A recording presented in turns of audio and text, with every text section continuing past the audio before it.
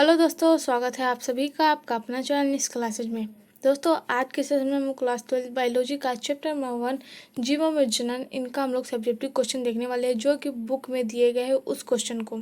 तो आज हम लोग उस क्वेश्चन को सॉल्व करेंगे, तो अंत तक बने रहिए, वीडियो को स्किप मत कीजिए।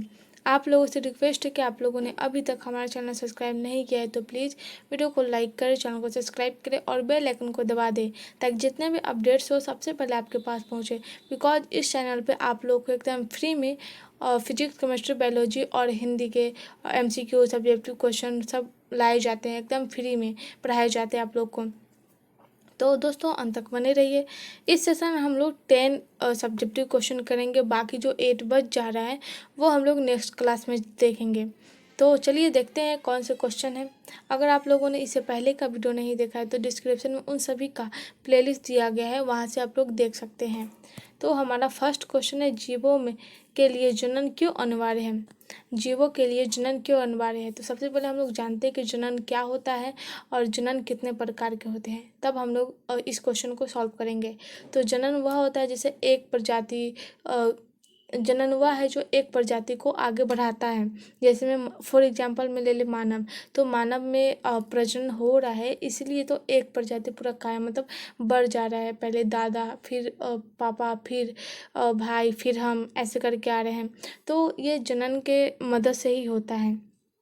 जनन दो प्रकार के होते हैं, एक लैंगिक जनन, एक अलैंगिक जनन। लैंगिक जनन वह होता है जिसमें दो लोगों की आवश्यकता होती है, एक नर और एक मादा। इन दोनों की आवश्यकता होती है, जिसके कारण मतलब लैंगिक जनन होता है। तो लैंगिक जनन वह है जिसमें दो लोगों की आवश्यकता होती है, नर और मादा की आवश्यकता होती है। फॉर एग्जाम्पल में ले ले जितने जीव है जो बच्चे पैदा करते हैं वो सब लैंगिक जनन में आते हैं। जैसे मनुष्य, जानवर, पूरा एनिमल ले लेते हैं तो सब जो है एनिमल में आ जाता है। मतलब गाय, बकरी, सॉरी बैल नहीं, गाय, बकरी और मानव, ये सब जो है वो लैंगिक जनन आ गया। अलैंगिक जनन वह है जिसमें केवल एक लोगों की आवश्यकता होती है, चाहे वो नर हो या फिर मादा हो। तो ऐसे जैसे मुर्गी जो अंडा देती है, उसमें सिर्फ एक लोगों की ज़रूरत होती है। और बहुत सारे ऐसे चीज़ है, पेड़ पौधे भी है जिसमें एक लोग मतलब पेड़ पौधे भी अलैंगिक जनन में आते हैं। एग्जाम्पल के माध्यम से ले तो जनन दो प्रकार के होते हैं। जनन वह है जो एक प्रजाति को आगे बढ़ाता है, और वो दो प्रकार के होते हैं, एक लैंगिक जनन, एक अलैंगिक जनन। लैंगिक जनन वह है जिसमें दो लोगों की आवश्यकता होती है, वो नर और मादा। अलैंगिक जनन वह है जिसमें केवल एक लोगों की आवश्यकता होती है, सिर्फ नर या फिर मादा। इन दोनों में से कोई एक हो तो अलैंगिक जनन पूर्ण हो सकता है, यानी पूरा हो सकता है। तो चलिए अब इस क्वेश्चन को सॉल्व करते हैं कि जीवों के लिए जनन क्यों अनिवार्य है। तो जीवों के लिए जो जनन अनिवार्य है, जनन जीवों का एक अति महत्वपूर्ण लक्षण है। अति महत्वपूर्ण लक्षण है। अगर जीवों में जनन न होता तो ये सृष्टि कब का खत्म हो जाता। तो ये जीवों में जनन जो है वह वेरी इम्पोर्टेंट है। यह एक अति आवश्यक जैविक प्रक्रिया है। ये जो है वह जैविक प्रक्रिया है, जो जीव होते हैं उसमें ये प्रक्रिया होती है, जिसके द्वारा न सिर्फ जीवों की उत्तरजीविता में मदद मिलती है, बल्कि इससे जीव जाति की निरंतरता भी बनाए रहती है।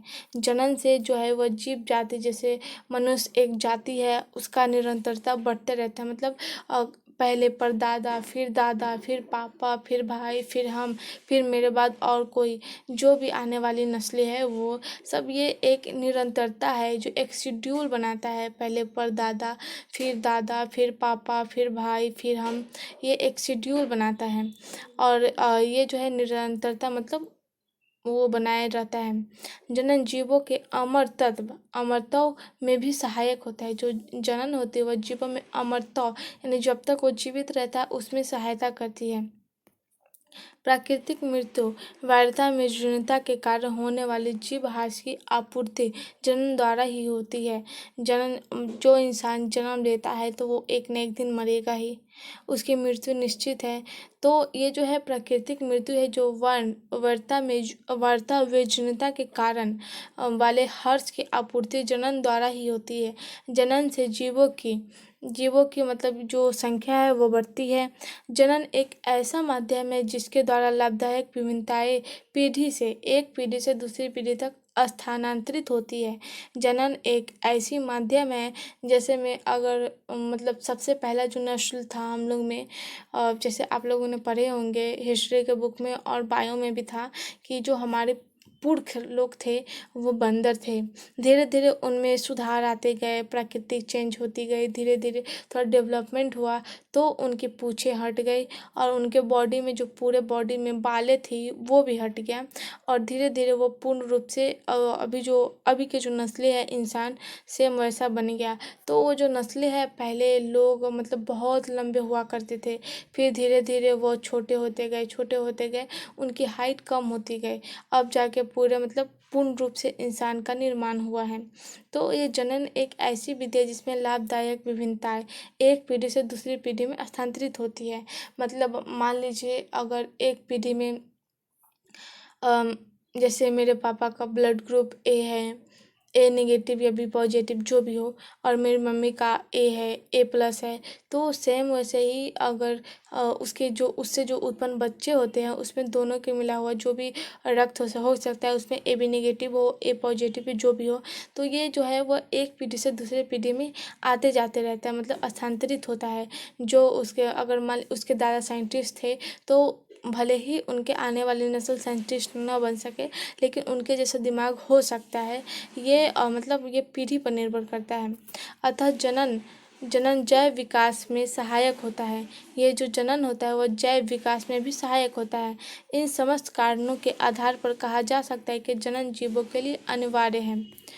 मतलब इन समस्त का मतलब जो का ये होता है कारण होते हैं, उनके आधार पर कहा जा सकता है कि जीवों के लिए जनन अनिवार्य है। तो जीवों के लिए जनन क्यों अनिवार्य है? क्योंकि जीवों अगर जनन नहीं होगा तो ये जो जाति है वो नष्ट हो जाएगी। तो इसे पीढ़ी दर पीढ़ी बढ़ाने के लिए यहाँ पे दिया हुआ है, 1 मिनट, यहाँ पे था, हाँ यहाँ है। जनन एक ऐसी माध्यम है जिसके द्वारा लाभदायक विभिन्नताएं एक पीढ़ी से दूसरी पीढ़ी में स्थानांतरित होता है। तो जनन जीवों के लिए जनन क्यों अनिवार्य है? क्योंकि जनन एक पीढ़ी से दूसरी पीढ़ी में मतलब स्थानांतरित होने के लिए जीवों को जनन की आवश्यकता होती है। अगर ये जनन ना होगी तो ये नष्ट हो जाएगी सृष्टि, ये जो दुनिया है वो नष्ट हो जाएगी। जो इतनी बड़ी दुनिया है, हिंदुस्तान में कितना करोड़, 25 करोड़ की कितना है आबादी है, तो ये सब ना होता अगर जनन नहीं होता तो जनन जीवों के लिए अनिवार्य है, उसके मतलब सुख के लिए, उसके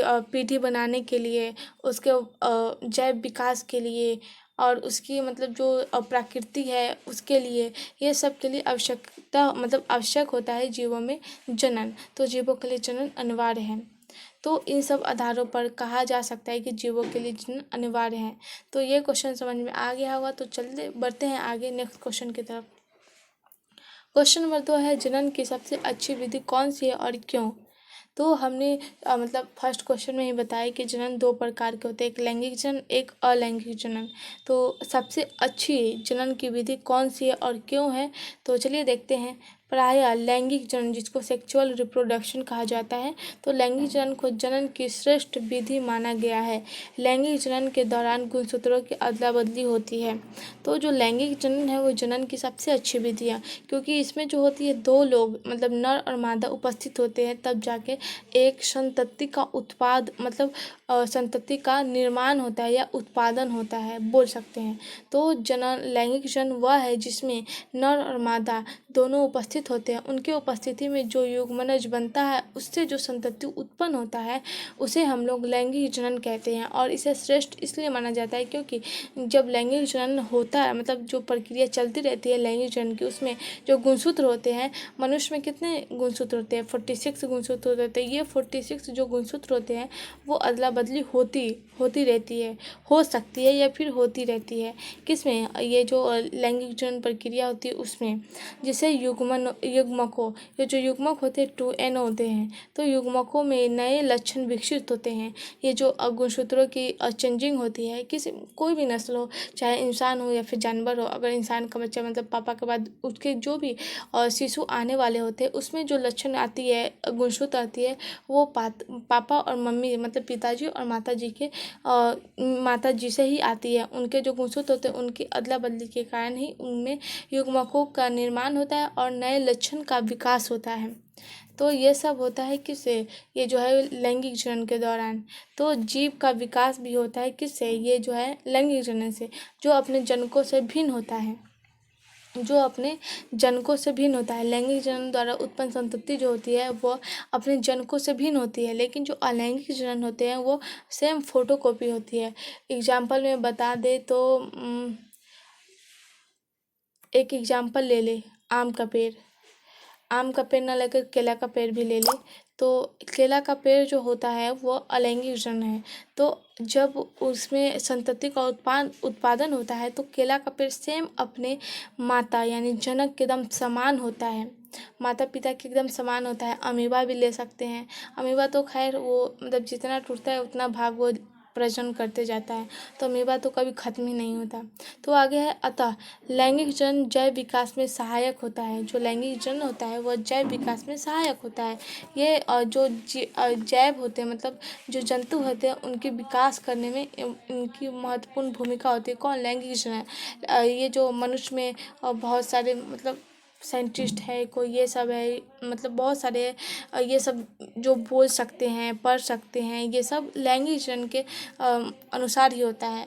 किसी का भी संतति जब उत्पन्न होता है तो आप लोग देखते होंगे, आप लोग देखेंगे कि उसमें जो बच्चा होता है वो थोड़ा मतलब कोई बोलता है कि ये अपने पापा पर इसका नाक गया है, इसका कान गया है, लेकिन वो पूर्ण रूप से अपने पापा पे नहीं गए या फिर पूर्ण रूप से अपने मम्मी पापा पे नहीं गए हैं। वो थोड़ा जा सकता है, हाँ उनका आँख जा सकता है कि वो अपने पापा के जैसा उनका आँख है, हाँ हो सकता है कि मम्मी जैसी नाक होगी और उनका चाल चलन भी मम्मी जैसा हो सकता है, लेकिन पूर्ण रूप से वो मम्मी जैसी नहीं होगी, मम्मी जैसी मतलब फोटो कॉपी नहीं हो सकता है। तो जो लैंगिक जनन द्वारा उत्पन्न संतति होता है वह मतलब उसमें लक्षण तो आते हैं, लेकिन वह अपने जनक के समान नहीं होता है। जनक मतलब माता पिता के समान नहीं होता है। लैंगिक जनन द्वारा जीवों के जीवित रहने का अवसर अधिक होता है। जो लैंगिक जनन द्वारा उत्पन्न संतति होता है उसमें जो जीव होते हैं वह अत्यधिक समय तक जी पाते हैं। जैसे में मनुष्य का जीवन काल 95 to 100 हो ही सकता है। पहले तो 120 साल जीते थे, 130 साल जीते थे, लेकिन अब उतना कम जीते हैं, मतलब 90 100 बहुत है। तो जो लैंगिक जनन द्वारा जो होता है, जो संतति उत्पन्न होते हैं उनका जीवित रहने का अवसर बहुत अधिक होता है, जबकि आनुवंशिक विभिन्नताओं के कारण जीव अत्यधिक क्षमतावान होता है। जबकि जो आनुवंशिक विभिन्नताओं के कारण जो जीव होता है अधिक क्षमता, उनके अंदर क्षमता बहुत होती है। लैंगिक जनन जीवों की संख्या भी बढ़ाती है। लैंगिक जनन जो है वह जीवों की संख्या बढ़ाती है। अभी एग्जाम्पल मैंने बताया कि दादा के बाद पापा, पापा के बाद भाई, भाई के बाद जो भी हो बहन हो या उस कोई भी हो, तो ये सब जो है वह एक सीरीज है जो मतलब संख्या बढ़ाती है। ये नहीं कि दादा है अगर पापा आ गए तो दादा मर गए, ये नहीं है।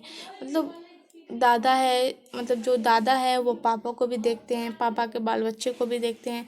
हो सकता है उनकी जीवित ज़्यादा अत्यधिक उनकी क्षमतावान हो तो वो उनके भी बाल बच्चे को देख सकें। तो ये जो लैंगिक जनन द्वारा उत्पन्न जो संतति होती है उसमें जीवों की जो संख्या होती है उसमें बढ़ती है। एक मनुष्य से पूरा दुनिया कायम है। कोई तो होगा जो सबसे पहला इंसान होगा दुनिया में जिसके कारण ये पूरा दुनिया कायम हुआ है। तो अभी आप लोग भारत का भी जो जनसंख्या है वो बढ़ रही है, घट तो रही मतलब घट नहीं रही है, लगातार बढ़ रही है। तो ये सब किसके कारण हो रहा है, ये सब लैंगिक जनन के कारण हो रहा है। तो इसलिए जो है यह लैंगिक जनन ही जनन की सबसे अच्छी विधि होती है, क्योंकि इससे जो संतति उत्पन्न होती है उसमें मतलब लक्षण विकास होते हैं, उसमें जो भिन्नता आती है जनकों के, जो जनक में जो होती है मतलब जनक के समान नहीं होती, वो एकदम डिफरेंट होती है। थोड़ा मोड़ा लक्षण मिल सकता है, ये हो सकता है। और वो दिमाग वाले होते हैं, वो अपना दिमाग से कुछ भी कर सकते हैं, उस पर जीवित रहने की अवसर अत्यधिक होते हैं। मतलब उसमें जो अति आनुवंशिक होती है विभिन्नताओं के कारण उसमें क्षमतावान होती है। तो जनन की सबसे अच्छी विधि जो है वह है सेक्सुअल रिप्रोडक्शन यानी लैंगिक जनन। तो ये भी क्वेश्चन हो चुके हैं, तो चलिए बढ़ते हैं आगे। क्वेश्चन नंबर 3 है, लैंगिक जनन द्वारा उत्पन्न हुई संतति को क्लोन क्यों कहा जाता है। लैंगिक जनन द्वारा, लैंगिक जनन क्या है। अभी मैंने बताया कि लैंगिक जनन वह है जिसमें मतलब सिर्फ नर या फिर सिर्फ मादा की आवश्यकता होती है। चाहे उसमें नर हो सकते हैं या फिर मादा हो सकते हैं। इनसे जो उत्पन्न होती है संतति उसे मतलब अलैंगिक जनन कहा जाता है। तो आगे देखते हैं अलैंगिक जनन द्वारा उत्पन्न संतति को क्लोन क्यों कहा जाता है। तो अकार्यकीय व आनुवंशिक रूप से एक समान जीव क्लोन कहलाते हैं। हाँ, याद रखिएगा, अलैंगिक जनन जो द्वारा संतति उत्पन्न होती है वो एकदम अपने जनक के फोटोकॉपी होती है, एकदम समान होती है, और उसी समान जीव को हम लोग क्लोन कहते हैं। तो अकार्यकीय व आनुवंशिक रूप से एक समान जीव को क्लोन कहा जाता है। लैंगिक जनन द्वारा उत्पन्न संतति आनुवंशिक व अकार्यकीय रूप से अपने जनक के एकदम समान होते हैं, इसलिए इसे क्लोन कहते हैं। तो ये भी समझ में आ गए होंगे। तो चलिए बढ़ते हैं आगे। क्वेश्चन नंबर 4 है, लैंगिक जनन के परिणाम स्वरूप बनी संतति से जीवित रहने के अच्छे अवसर होते हैं। लैंगिक जनन के परिणाम स्वरूप जो बनी संतति होती है उसे जीवित रहने के मतलब बहुत अच्छे अवसर होते हैं। क्यों? यह कथन हर वक्त सही होता है, ये बताना है हम लोग को। तो आइए देखते हैं इनका जवाब क्या हो सकता है। तो लैंगिक जनन के दौरान गुणसूत्रों का विनिमय होने से आनुवंशिक विभिन्नताएं उत्पन्न होती है। जब लैंगिक जनन होती रहती है उस प्रक्रिया में तो गुणसूत्रों की अदला बदली होती है। उससे जो उससे जो संतति उत्पन्न होती है उसमें विभिन्नताएं उत्पन्न होती है जो जनक के संतति में स्थानांतरित होती है। जो जनक से संतति में स्थानांतरित होती है क्या? गुणसूत्र की अदला बदली हो रही है किसमें? जनक से जा रही है संतति में। तो युग्मकों की उत्पत्ति व निषेचन के कारण नए व बेहतर गुणों युक्त संतति का जन्म होता है। ये जो जनक होते हैं उसमें से जब लैंगिक जनन प्रक्रिया होती रहती है तो गुणसूत्रों का अदला बदली होती है, और ये जो गुणसूत्र है किस में जाता है? संतति में जाता है। किससे? जनक से संतति में जाता है, और इससे जो युग्मक की उत्पत्ति होती है और युग्मकों की उत्पत्ति यानी निषेचन बनता है। निषेचन की क्रिया के कारण जो नए संतति की उत्पत्ति होती है उसमें बेहतर गुण होते हैं। तो अतः लैंगिक जनन के परिणाम स्वरूप उत्पन्न संतति जीवित रहने के अच्छे अवसर होते हैं। किससे? लैंगिक जनन द्वारा उत्पन्न हुई संतति। हाँ, यह कथन सदैव सही नहीं हो सकता। ये जो क्वेश्चन पूछा गया है कि क्या यह कथन हर वक्त सही हो सकता है, तो ये जरूरी नहीं है कि ये हर वक्त सही हो सकता है। जनकों के रोगग्रस्त होने पर वह रोग आने वाली पीढ़ी में स्थानांतरित हो जाता है। बहुत सारे ऐसे रोग होते हैं जो जनक में आ जाते हैं। अगर जनक में मान लीजिए जब वो संतति की उत्पत्ति कर रहे होते हैं उस समय उन्हें बीपी प्रॉब्लम है, शुगर प्रॉब्लम है, तो हो सकता है कि उनमें जो रोग है उनका भी स्थानांतरण हो जाए किसमें? संतति में। तो ये जो है जनकों में रोगग्रस्त होने पर वह रोग आने वाली पीढ़ी में स्थानांतरित हो जाता है। ये कंफर्म है कि ये आ जाता है उनकी संतति में। तो इसका भी आंसर हो चुका है। इसमें पूछा गया था कि लैंगिक जनन में परिणाम स्वरूप बनी संतति के जीवित रहने के अच्छे अवसर होते हैं। हाँ, अच्छे अवसर इसलिए होते हैं क्योंकि जब लैंगिक जनन होता है तो उसमें गुणसूत्रों की स्थानांतरण होती है और उससे जो संतति का निर्माण होता है उसमें बहुत अच्छे गुण होते हैं और उसमें जीवित रहने के सबसे अच्छे अवसर होते हैं। और ये जो कथन होता है वो हर वक्त सही नहीं हो सकता, क्योंकि बहुत सारे जनक होते हैं जिनमें रोग होते हैं, बीपी प्रॉब्लम यानी blood pressure problem, sugar problem, बहुत सारे ऐसे रोग होते हैं जो मतलब संतति में मतलब स्थानांतरित होते रहते हैं, वो पीढ़ी में स्थानांतरित हो जाता है। तो जिससे जिससे वो संतति है ज़्यादा दिन तक जीवित नहीं रह सकता। तो ये कथन हर वक्त सही नहीं हो सकता। तो बढ़ते हैं आगे। क्वेश्चन नंबर 5 है, अलैंगिक जनन द्वारा बनी संतति लैंगिक जनन द्वारा बनी संतति से किस प्रकार से भिन्न है? इस क्वेश्चन में पूछा गया अलैंगिक जनन द्वारा बनी हुई संतति लैंगिक जनन द्वारा बनी संतति से किस प्रकार भिन्न है। आप लोग को पता होगा कि अलैंगिक जनन किसे कहते हैं और लैंगिक जनन किसे कहते हैं। अलैंगिक जनन मतलब वह है जिसमें केवल नर या फिर मादा की आवश्यकता होती है, लेकिन लैंगिक जनन वह है जिसमें नर और मादा दोनों की आवश्यकता होती है। तो इससे जो बनी संतति होगी वो किस प्रकार भिन्न है, तो आइए देखते हैं।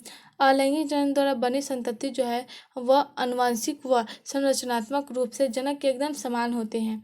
जैसे केला का पेड़ ले ली, अगर उसमें जो संतति उत्पन्न होती है, अगर एक केला के पेड़ को रोपे और फिर उसमें जो संतति उत्पन्न होती है वो जो है अपने जनक के एकदम समान होती है, उसमें थोड़ा सा भी डिफरेंट नहीं होता है, अर्थात अपने जनक के जो समान होते हैं उसे क्लोन कहते हैं।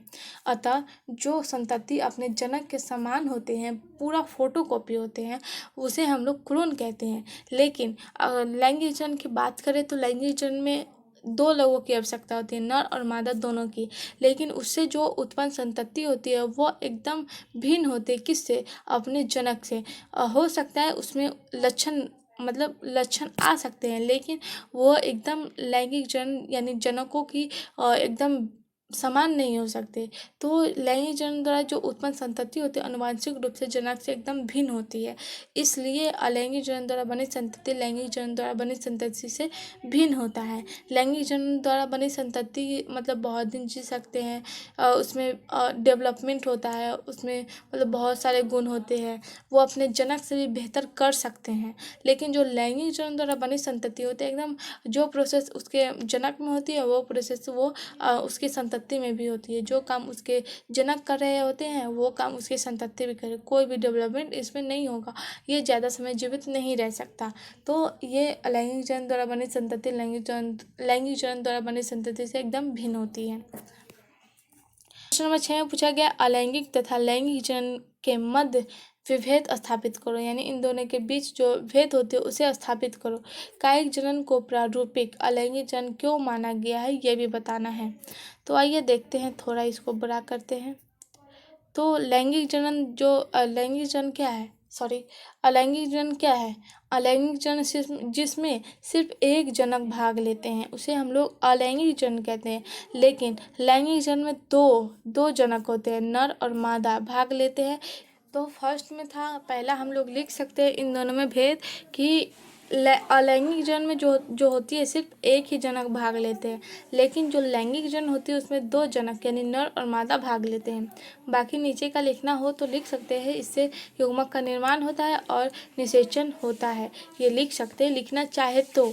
लेकिन जैसे हम लोग इसमें लिख रहे हैं कि अलैंगिक जनन में सिर्फ एक जनक भाग लेते हैं, तो लैंगिक जनन में भी लिख सकते हैं कि सिर्फ नहीं, इसमें दो जनक ब्रैकेट में लिख सकते हैं, नर और मादा दोनों भाग लेते हैं। तो लिख सकते हैं ऐसे भी कि इसमें दो जनकों की आवश्यकता होती है।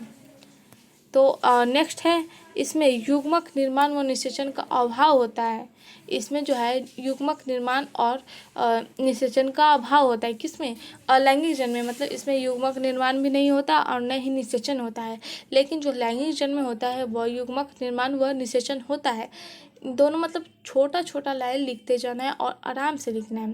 फर्स्ट वाला था कि सिर्फ एक जनक भाग लेते हैं और लैंगिक जनन में दो जनक नर और मादा भाग लेते हैं। सेकेंड में है युग्मक निर्माण व निषेचन इसमें नहीं होता है और लैंगिक जनन में युग्मक निर्माण व निषेचन होता है। और थर्ड है जनक की कायिक कोशिकाओं में होती है। जनक की कायिक कोशिकाओं में होती है क्या? अलैंगिक जनन।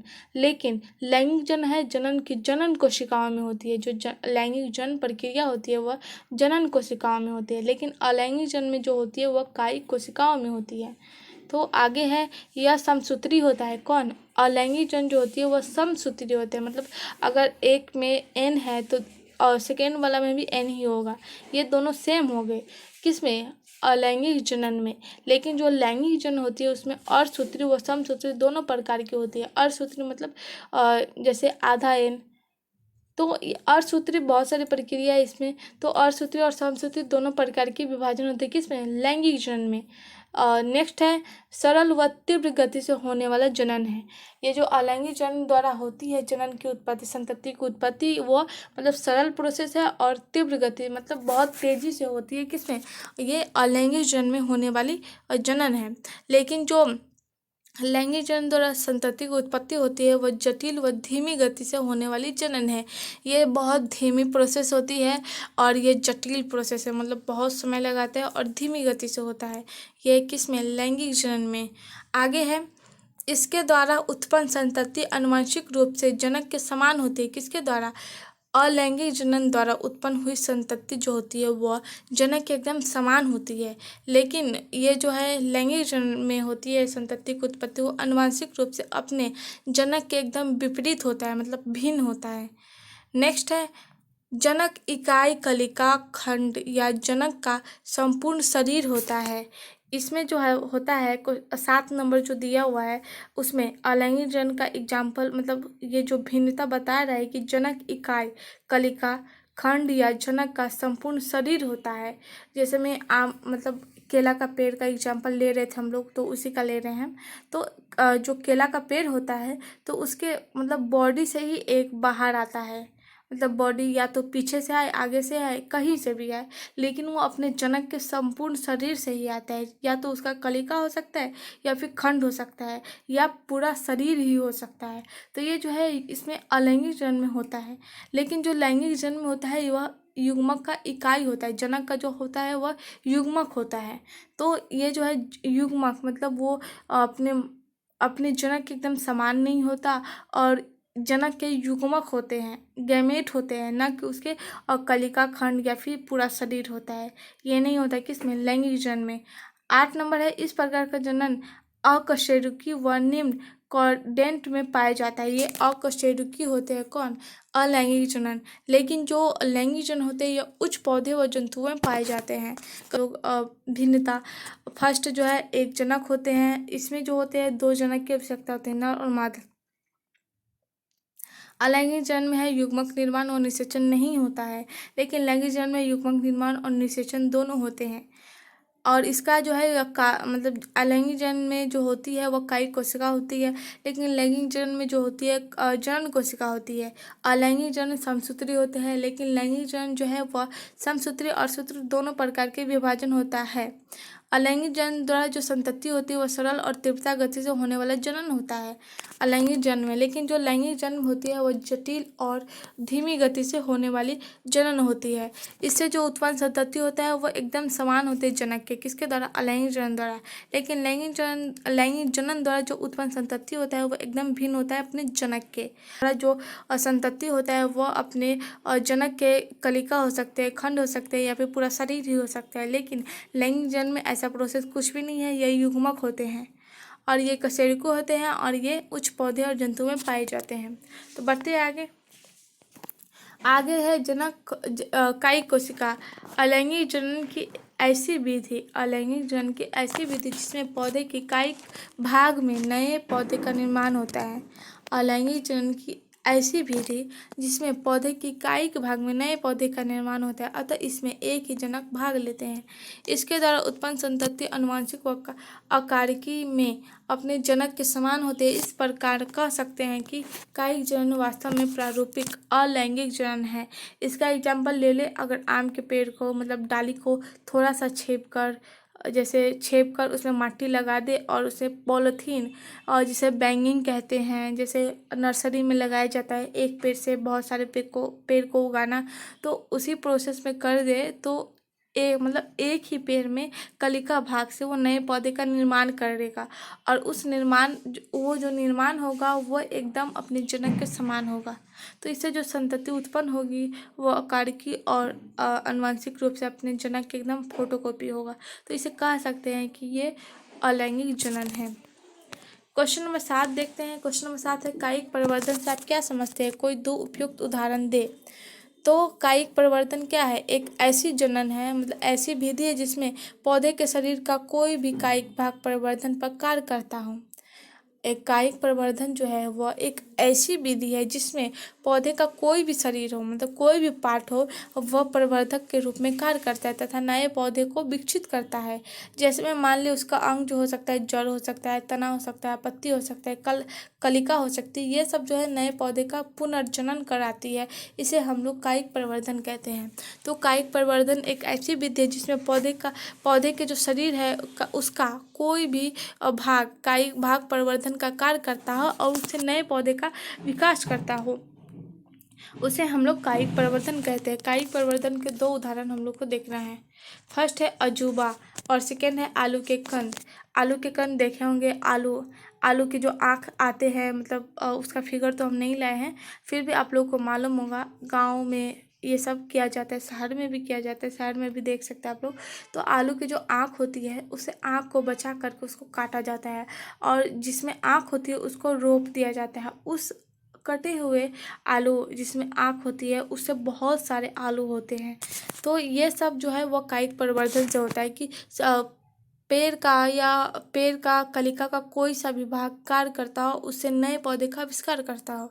तो अजूबा जो है फर्स्ट एग्जाम्पल है। सेकेंड है आलू के कंद, और प्याज भी ले सकते हैं, लहसुन भी ले सकते हैं। ये सब जो है ये कायिक प्रवर्धन है। एक जो लहसुन की एक कली होती है उससे बहुत सारे लहसुन का विकास किया जा सकता है। तो अजूबा के पौधे पत्तियों के किनारों से पादपकाय उत्पन्न होते हैं, जो मातृ पौधे से अलग होकर नए पौधे को जन्म देती है। ये जो अजूबा का पेड़ होता है वो उसकी पत्ती पर नए पौधे का आविष्कार होता है, और उसे पादप पर से हटा करके मतलब मिट्टी में रोप दिया जाए तो वो नए पौधे का आविष्कार कर सकता है। और सेकेंड में है आलू के कंद। उपस्थिति पर्व संध्या का एक प्रवर्धन में सहायक होती है। पर्व संधियों में कालिकाएँ स्थित होती है और ये जो है वह नए पौधे का आविष्कार करती है। वही बात है, बढ़ते आगे। क्वेश्चन नंबर 8 है, व्याख्या करें किशोराचरण, प्रजनक और जीर्णता चरण या फिर जीर्णावस्था। तो इन्हें व्याख्या करना है। तो आइए देखते हैं। किशोरावस्था, सभी जीवधारी लैंगिक रूप से परिपक्व होने से पूर्ण यानी पहले एक निश्चित अवस्था से होकर गुजरते हैं। जो जितने भी लैंगिक जन्म से उत्पन्न संतति है या जीवधारी है जो भी है, वो सबसे पहले मतलब पूर्ण एक निश्चित अवस्था से होकर गुजरते हैं। इसके पश्चात वे लैंगिक जनन कर सकते हैं। उसके पश्चात जो है वो लैंगिक जनन कर सकते हैं। इस अवस्था को प्राणियों में किशोरा चरण या यो अवस्था तथा पौधे में कायिक अवस्था कहते हैं। ये जो अवस्था होती है मनुष्य में यानी जीवधारी में बोल सकते हैं ये किशोराचरण है, और पौधे में बोल सकते हैं इसे कायिक अवस्था है। कौन सी अवस्था? जो लैंगिक रूप से परिपक्व होने से पहले एक निश्चित अवस्था से गुजरता है। जैसे एक छोटा सा शिशु है जो अभी अभी जन्म लिया है, धीरे धीरे वो बड़ा होगा, और 2 साल, 4 साल, 5 साल, 10 साल, 18 साल, फिर उसमें नई नई नई मतलब लक्षणें आएगी, और फिर वो भी जनन करेगा और उससे भी संतति उत्पन्न होगी। तो इससे पहले मतलब सबसे पहले वो बच्चा था, फिर 2 साल का हुआ, फिर 5 साल का हुआ। ये सब अवस्थाएं जो है वह किशोरा अवस्था कहलाती है, किशोर चरण कहलाती है। तो इसकी अवधि विभिन्न जीवों में विभिन्न विभिन्न प्रकार की होती है। सेकेंड में है प्रजनक चरण। किशोरावस्था अथवा कायिक प्रावस्था के समाप्त होने पर प्रजनक चरण अथवा जनन प्रावस्था प्रारंभ होती है। जैसे में किशोरावस्था खत्म हो जाती है, मतलब वो भी मतलब संतति उत्पन्न किया, फिर वो और बड़ा हुआ, फिर उसमें बुढ़ापा आने लगा, तो ये सब किशोरावस्था हो गया, और ये जनन प्रावस्था प्रारंभ होती है इसमें। पौधे इस अवस्था को स्पष्ट पहचाना जा सकता है। पौधे में इस अवस्था को मतलब अच्छे से पहचाना जा सकता है, क्योंकि पौधे में पुष्पन प्रारंभ हो जाता है। प्राणियों में भी शारीरिक एवं आकारिकी परिवर्तन आ जाते हैं। इस चरण में जीव संतति उत्पन्न करने योग्य होते हैं। यह अवस्था विभिन्न जीवों में अलग अलग होती है। इस अवस्था में जो है वह जीव अपने मतलब संतति को उत्पन्न करने के योग्य हो जाते हैं। तो बढ़ते आगे दिया हुआ है जीर्णता चरण या जीर्णावस्था। यह जीवन का अंतिम चक्र होता है, यानी बुढ़ापा का लास्ट मतलब ये तीसरी अवस्था बोल सकते हैं इसे, अंतिम अवस्था या फिर तीसरी अवस्था। प्रजनन आयु की समाप्ति को जीर्णाचरण या फिर जीर्णावस्था कहते हैं, या फिर प्रारंभिक अवस्था माना जा सकता है। इस चरण में उपापचय क्रियाएं मंद हो जाती, जो भी क्रियाएं थी जैसे में बढ़ने की जैसे जब बच्चा पैदा लेता है तो 2 साल के बाद थोड़ा बड़ा हो जाता है और बड़ा हो जाता है, ये सब क्रिया जो है वो धीमी गति में होने लगती है। वो मतलब कभी उसे सुनाई नहीं देता तो कभी उसे दिखाई नहीं देता। ये सब क्रियाएं जो है वो धीरे धीरे मंद हो जाती है, धीमी हो जाती है, ऊतकों का क्षय होने लगता है, शरीर के अंग धीरे धीरे कार्य करना बंद कर देती है, अतः जीव की मृत्यु हो जाती है। इसे वृद्धावस्था भी कहते हैं। तो ये जो है जीर्णावस्था जो है वह मानव जीवधारी में सबसे अंतिम अवस्था होती है। बढ़ते आगे। क्वेश्चन नंबर 9 है, अपनी जटिलता के बावजूद बड़े जीवों ने लैंगिक प्रजनन को पाया क्यों? अपनी जटिलता के बावजूद बड़े जीवों ने लैंगिक प्रजनन को क्यों पाया? तो आइए देखते हैं।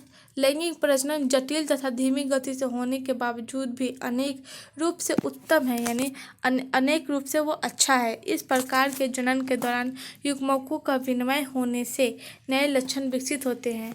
इस प्रकार के जो जनन होती है, जनन के दौरान उसमें जो गुणसूत्रों का अदला बदली होती है, उससे नए लक्षण विकसित होते हैं जो पीढ़ी दर पीढ़ी स्थानांतरित होते रहते हैं, मतलब एक पीढ़ी से दूसरे पीढ़ी में जाता रहता है। गुणसूत्रों के आदान प्रदान से विभिन्नताएं भी उत्पन्न होती है। जब गुणसूत्रों का आदान प्रदान होता है तो इसमें बहुत सारी विभिन्नताएं उत्पन्न होती है जो जैव विकास में सहायक होती है। अपने इन्हीं गुणों के कारण बड़े जीवों ने लैंगिक जनन को पाया। तो लैंगिक जनन को किस लिए पाया? क्योंकि इसमें जो जनन होती है उसमें गुणसूत्रों का विनिमय होता है, गुणसूत्रों की अदला बदली होती है, जिससे विकास होता है गुणों का, और जैव विकास का भी मतलब जैव विकास में भी सहायक होता है। इसलिए बड़े जीवों ने लैंगिक प्रजनन को पाया है। क्वेश्चन नंबर 10 है, व्याख्या करके बताइए कि अर्धसूत्रीय विभाजन तथा युग्मक जनन सदैव अंतर संबंधित होते हैं, क्यों? तो आइए देखते हैं। लैंगिक जनन करने वाले जीवधारियों में प्रजनन का समय अर्धसूत्रीय विभाजन तथा युग्मक जनन जो है, युग्मक करने की प्रक्रिया को युग्मक जनन कहते हैं। सामान्यतः लैंगिक जनन करने वाले जीव द्विगुणित यानी 2N होते हैं। युग्मक निर्माण प्रक्रिया को युग्मक जनन कहते हैं। शुक्राणुओं के निर्माण को शुक्राणु जनन और अंडाणुओं के निर्माण को अंडाणु जनन कहते हैं। आगे इसका निर्माण नर तथा मादा यानी जननों में होता है। युग्मकों के गुणसूत्रों की संख्या आधी रह जाती है, यानी जो 46 होती है वो 23 हो जाती है। युग्मकों की गुणसूत्रों की संख्या, अर्थात युग्मक अगुणित हो जाते हैं। अगुणित मतलब ये है n हो जाते हैं, और दुगुणित मतलब 2n हो जाते हैं। तो ये अगुणित हो जाते हैं। युग्मक जनन प्रक्रिया अर्धसूत्रीय विभाजन द्वारा होती है। अतः युग्मक जनन तथा अर्धसूत्रीय विभाजन क्रियाएं अंतर संबंधित होती है। इसे अंतर्बद्ध भी कहा जाता है। किसे? युग्मक जनन और अर्धसूत्रीय विभाजन क्रियाओं को। निषेचन के फलस्वरूप नर तथा मादा अगुणित युग्मक संयुग्मन द्वारा द्विगुणित युग्मनु बनाता है। द्विगुणित युग्माणु बनाता है। जाइगोट बनाता है। द्विगुणित युग्मक से भ्रूणीय परिवर्तन द्वारा नए जीव का विकास होता है। तो इस क्वेश्चन में क्या पूछा गया था कि संबंधित बताना है किसमें? अर्धसूत्रीय। तो हो चुके हैं। तो चलिए आज का सेशन यहीं तक था। ये वीडियो आप सबको पसंद आए तो लाइक करें, चैनल को सब्सक्राइब करें और बेल आइकन को दबा दें ताकि जितने भी अपडेट्स हो सबसे पहले आपके पास पहुँचे। और मिलते हैं अगले सेशन में। अभी के लिए बस इतना ही। धन्यवाद।